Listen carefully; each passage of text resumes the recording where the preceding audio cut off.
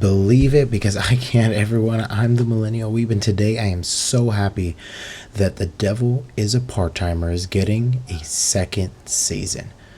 Released just before 2022 was a trailer for the second season of the 2013 anime Devil is a Part-Timer, based on the light novel of the same name. I do not have the Japanese name in front of me, but I'll probably include that in the caption right here. Don't drop your jaw in your pants just yet and run for Fugimation and Crunchy California Roll, because we still have a ways to go. I could not be more ecstatic. We still have until July 2022 for the summer anime season, which only leads to tell me that this summer anime season is going to be explosive. I have not been this excited since big anime releases, like when we found out that we were actually getting a season 4 part 1 for Attack on Titan. Granted, we would have liked both parts at once, but it is what it is. Mappa is working hard, as well as producing other anime like Chainsaw Man and another movie, I believe, that I will talk about later. That's probably the next video I'm going to do, reviewing that trailer, looking through that, because I completely forgot the name right now.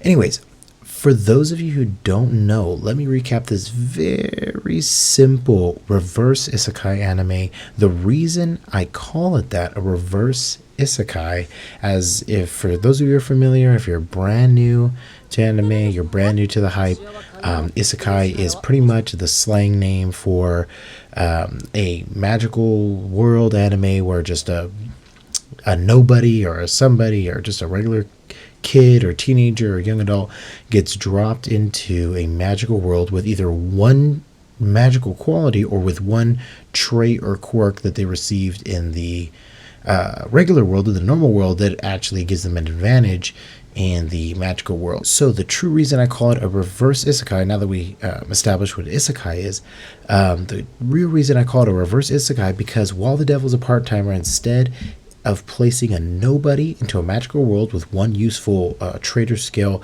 this is the complete opposite.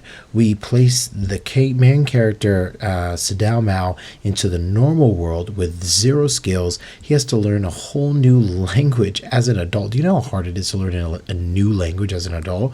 Just turns of phrases. You know, it's super hard, especially if you're trying to learn Japanese, which is what he has to learn. He has to go from speaking his demon language to trying to learn Japanese, which is, I took 2 years of it, and I remember nothing, and I know nothing. I gotta take like Rosetta Stone again or something. But he gets dropped in there with his right hand man, with his advisor, thrust into a new world, no tools, no magic, nothing but himself and his friend, and they have to learn how to survive, paying rent, holding down jobs, buying groceries, all that good stuff. And it's huge excitement with big, larger than life characters, but with so much smaller but real stakes. Am I gonna pay rent this month? Where am I gonna live? Trying to be excellent at your job, trying to get promoted and make sure that you have a consistent paycheck coming in, all that good stuff, by characters that used to be royalty in a demon controlled realm. Watch it for yourself. Really get a sense of what is actually making me, and I'm pretty sure a lot of us, more old school weeaboos from way back when, back from actually being in middle school and high school in the early 2000s, late 90s, loving Inuyasha and the original release of Bleach and the original release of Hunter x Hunter back from the 90s and Gundam. We have all this compiled history that a lot of people that just kind of got into anime with the hype of being from lockdown and through COVID, of that kind of going into the mainstream, a lot of people don't know. I'm trying to put you on here, and what you would think would only add to the action of this very well animated 2013 anime. OMG, that was almost 10 years ago. 2022, people, oh my goodness, is that it's so worth it, to the point where if we weren't getting the season 2, you would be just as upset as I was when I found out that the light novel continued until 2020. Actually, due to COVID, it had been postponed from its final volume being released in late 2018 or 2019. But the last novel pushed and set to release in August of 2020, so it's already been about a year plus now since then. So I'm looking forward to seeing if we're compiling or compartmentalizing those final arcs, those final story points into this season 2, or if they're planning on doing a part 1, part 2 of this season 2, which most anime studios have gone into doing just because of the simulcast cycle and because of how much of it is actually being consumed, and for them to able to pay their animators and get the studio paid and all that, so that we can continue to receive new anime or continue to receive second seasons and complete storylines from what they've started. Because much like this one, a lot of the 12 episode anime that don't really get to continue, this one was left, a little disappointed in just the 12 episodes. But they always wrap it up, and you'll see that there's kind of this